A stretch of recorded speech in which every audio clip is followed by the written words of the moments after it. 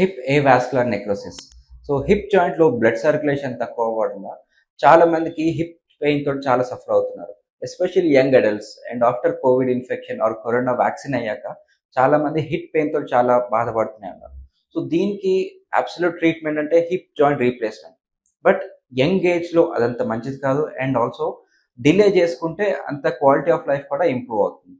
So for that, to postpone the pain and to decrease the symptoms, pain మేనేజ్మెంట్లో చాలా wonderful treatments ఉన్నాయి. Like hip joint radio frequency ablation, దాని ద్వారా నొప్పిని తెలియకుండా చేయడం అండ్ ఆల్సో జాయింట్లోకి ozone and also stem cell injection వల్ల మనకి జాయింట్ రీమోడలింగ్ కూడా అవుతుంది. సో తద్వారా మనకి పెయిన్ తగ్గడం అండ్ మూమెంట్స్ ఇంక్రీజ్ అవ్వడం, క్వాలిటీ ఆఫ్ లైఫ్ ఇంప్రూవ్ అవ్వడం. సో ఓవరాల్గా happy and pain free life ఉంటుంది and also we can postpone the surgery.